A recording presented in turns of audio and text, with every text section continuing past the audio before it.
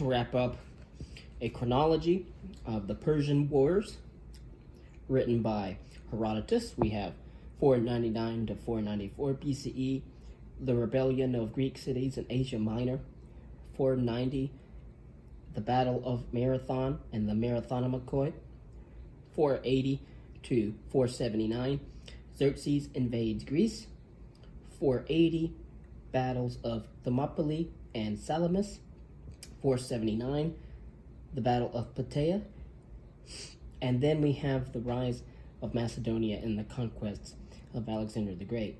We have the reign of Philip II of Macedon from 359 to 336. We have in 338 the Battle of Chaeronea, where Philip II conquers Greece.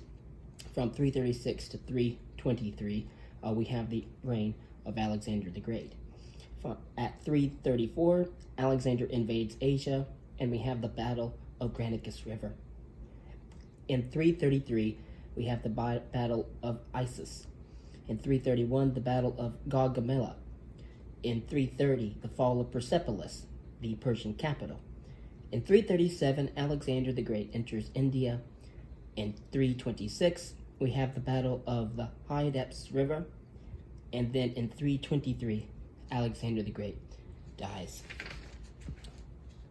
The first world civilizations: Rome, China, and the emergence of the Silk Road. First, we go to early Rome and the Republic. Italy is a peninsula extending about 750 miles from the north to south. It is not very wide, however, averaging about 120 miles across. The Apennines form a ridge down to the middle of Italy that divides the west from the east. Nevertheless, Italy has some fairly large fertile plains that are ideal for farming. Most important are the Po River Valley in the north, the plain of Latinum, or Latinum, on which Rome was located, and Campania to the south of Latinum, or Latinum. To the east of the Italian peninsula is the Adriatic Sea, and to the west, the Tyrrhenian Sea, bounded by the large islands of Corsica and Sardinia. Sicily lies just west of the toe of the boot-shaped Italian peninsula.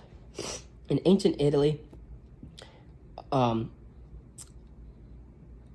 that land was home to several groups. Both the Etruscans in the north and the Greeks in the south had a major influence on the development of Rome. The geography had an impact on Roman history. Although the Apennines bisected Italy, they were less rugged than the mountain ranges of Greece and did not divide the peninsula into small, isolated communities. Italy also possessed considerably more productive agricultural land than that of Greece, enabling it to support a large population. Rome's location was favorable from a geographic perspective. Located 18 miles inland on the Tiber River, Rome had access to the sea, and yet was far enough inland to be safe from pirates. Built on 7 hills, it was easily defended.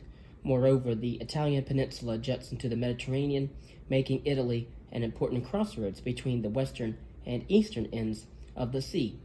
Once Rome had unified Italy, involvement in Mediterranean affairs was natural, and after the Romans had conquered their Mediterranean empire, governing it was made easier by Italy's central location. Concerning early Rome, according to Roman legend, not history, Rome was founded by twin brothers, Romulus and Remus, in the year 753 BCE, and archaeologists have found that around this time, a village of huts had been built on tops of Rome's 7 hills.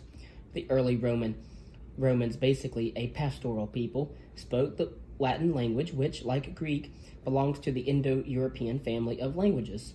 The Roman historical tradition also maintained that early Rome, from 753 to 509 BCE, had been under the control of 7 kings, and that 2 of the last 3 had been Etruscans, people who lived north of Rome in Etruria.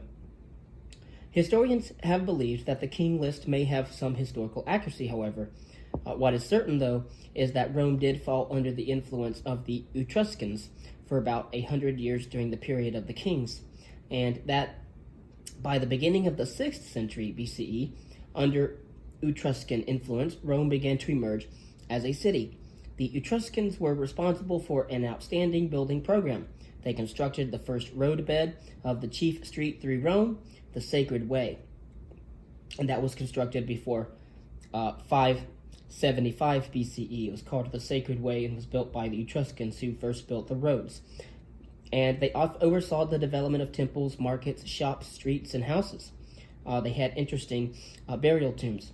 By 509 BCE, supposedly when the monarchy was overthrown and a republican form of government was established, a new Rome had emerged, essentially a result of the fusion of Etruscan and native Roman elements.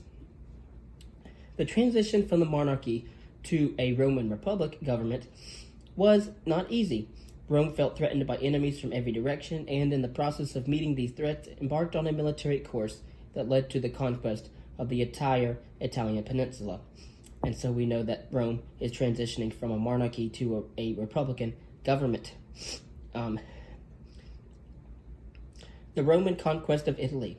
At the beginning of the Republic, Rome was surrounded by enemies, including the Latin communities of the plain of Latinum.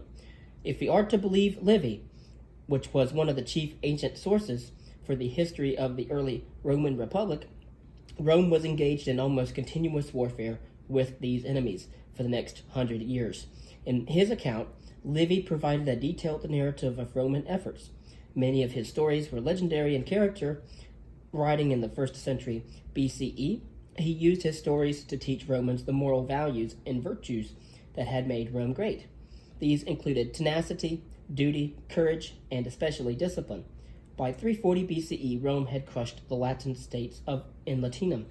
And during the next 50 years, from 340 to around 290 BCE, the Romans waged a successful struggle with the hill peoples from central Italy, and then came into direct contact with the Greek communities. The Greeks had arrived on the Italian peninsula in large numbers during the age of Greek colonization, which was from 750 to 550 BCE. Initially, the Greeks settled in southern Italy and then crept around the coast and up the peninsula. The Greeks had much influence on Rome.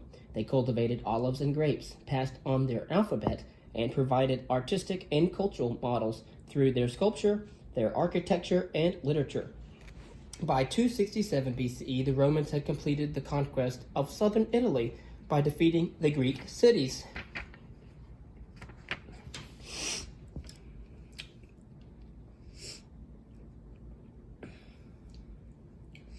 After crushing the remaining Etruscan states to the north in 264 BCE, Rome had conquered most of Italy. To rule Italy, however, the Romans created the Roman Confederation in the year 338 BCE. Under this system, Rome allowed some peoples, especially the Latins, to have full Roman citizenship. Most of the remaining communities were made allies. They were free to run their own local affairs, but were required to provide soldiers for Rome. Moreover, the Romans made it clear that royal allies could improve their status and even have hope of becoming Roman citizens. The Romans had found a way to give conquered peoples a stake in Rome's success. In the course of their expansion throughout Italy, the Romans had pursued consistent policies that helped explain their success. The Romans were superb diplomats who excelled in making the correct diplomatic decisions. In addition, the Romans were not only good soldiers, but also persistent ones. The loss of an army or a fleet did not cause them to quit, but spurred them on to raise new armies and build new fleets. Finally, the Romans had a practical sense of strategy. As they conquered, the Romans established colonies, fortified their towns there at strategic locations throughout Italy. By building roads to these settlements and connecting them, the Romans created an impressive communications and military network that enabled them to rule effectively and efficiently. By insisting on military service from the allies in the Roman Confederation, Rome essentially mobilized the entire military manpower of all Italy for its wars. The Roman state. After the overthrow of the monarchy, Roman nobles eager to maintain their position of power established a republican form of government. The chief executive officers of the Roman Republic were the consuls and the praetors. Two consuls, chosen annually, administered the government and led the Roman army into battle.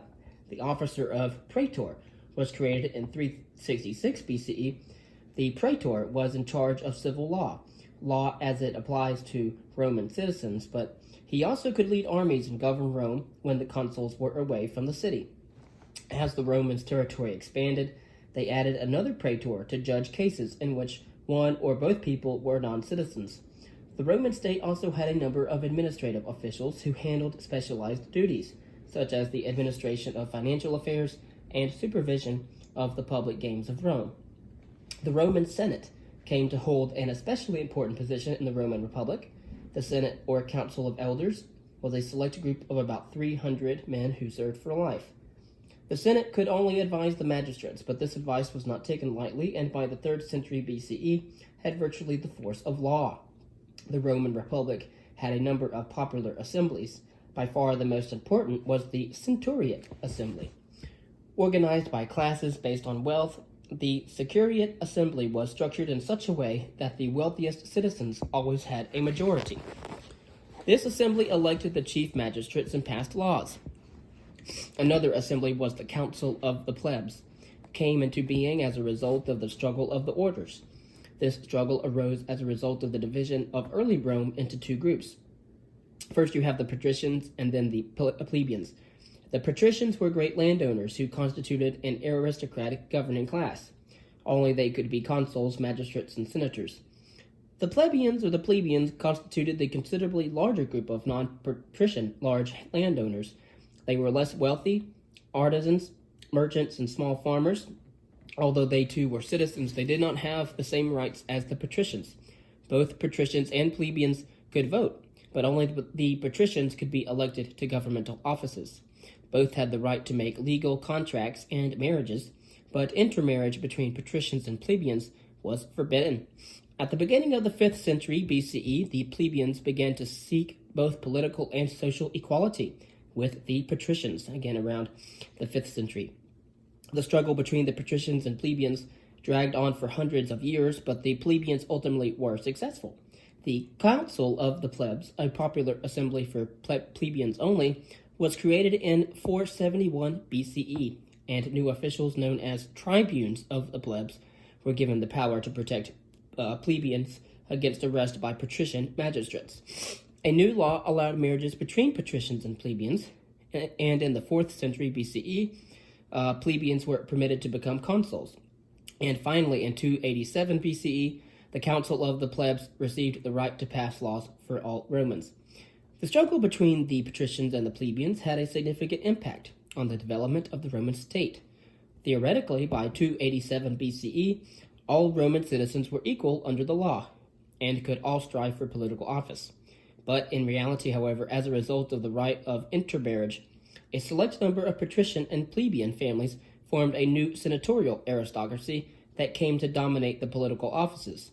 The Roman Republic had not become a democracy. And so, as we know, although they had a republican form of government, they did not have democracy. The Roman conquest of the Mediterranean from around 264 to 133 BCE. After the conquest of the Italian peninsula, the Romans found themselves face to face with a formidable Mediterranean power, that of Carthage, founded around 800 BCE on the coast of North Africa by Phoenicians. Carthage had flourished and assembled an enormous empire in the western Mediterranean. By the 3rd century BCE, the Carthaginian Empire included the coast of North Africa, southern Spain, Sardinia, Corsica, and western Sicily. The presence of Carthaginians in Sicily, so close to the Italian coast, made the Romans apprehensive. In 264 BCE, the two powers began a lengthy struggle for control of the western Mediterranean. Beginning with the Punic Wars, Rome expanded its holdings, first in the western Mediterranean at the expense of Carthage, and later in Greece and western Asia Minor. And so they conquered the Mediterranean from around 264 to 133 BCE. In the First Punic War, the Latin word for Phoenician was Punicus. The Romans resolved to conquer Sicily. The Romans, a land power, realized that they could not win the war without a navy, and promptly developed a substantial naval fleet. It was often they had triremes just as the Greeks did. The Romans, a land power, realized that it had to have a naval fleet, and after a long struggle, a Roman fleet defeated the Carthaginian navy off of the coast of Sicily, and the war quickly came to an end. In 241 BCE, Carthage gave up all rights to Sicily and had to pay an indemnity. Sicily became the first Roman province. Carthage vowed revenge and extended its domains in Spain to compensate for the territory lost to Rome. When the Romans encouraged one of Carthage's Spanish allies to revolt against Carthage, a man by the name of Hannibal, the greatest of the Carthaginian generals, struck back, beginning in the Second Punic War from 218 to 201 BCE. This time, the Carthaginian strategy aimed at bringing the war home to the Romans and defeating them in their own backyard. Hannibal crossed the Alps with an army of 30,000 to 40,000 men and inflicted a series of defeats on the Romans. At Cannae, in 216 BCE, the Romans had lost an army of almost 40,000 men. The Romans seemed on the brink of disaster but refused to give up, raised yet another army, and began to reconquer some of the Italian cities that had gone over to Hannibal's side. They also sent troops to Spain, and by the year 206 BCE, Spain was freed from the Carthaginians. The Romans then took the war directly to Carthage in North Africa, forcing the Carthaginians to recall Hannibal from Italy. At the Battle of Zama in 202 BCE, the Romans crushed Hannibal's forces and the war was over. By the peace treaty signed in 201 BCE, Carthage lost Spain, which became another Roman province. Rome had become the dominant power in the Western Mediterranean. Also conquering Sicily, and then also going and conquering Greece as well as Spain and parts of Asia Minor.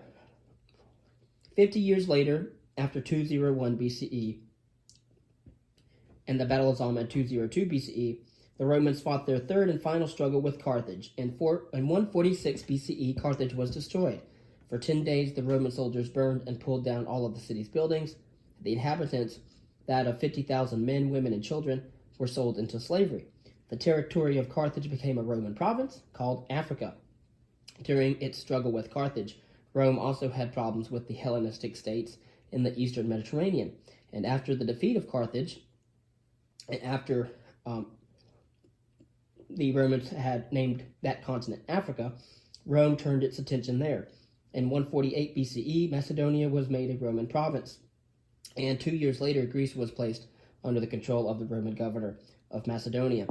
In 133 BCE, the king of Pergamum, again, Pergamum was in Persia, deeded his kingdom to Rome, giving Rome its first province in Asia.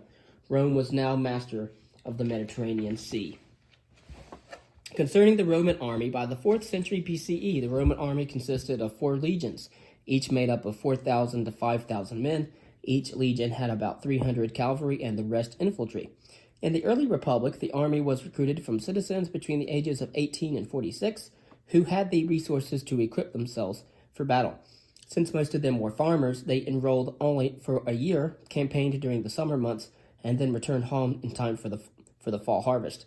Later, during the Punic Wars of the 3rd century BCE, the period of service had to be extended, although this was resisted by farmers whose livelihoods could be severely harmed by a long absence. Nevertheless, after the disastrous Battle of Cannae in 216 BCE, the Romans were forced to recruit larger armies, and the number of legions rose to 25.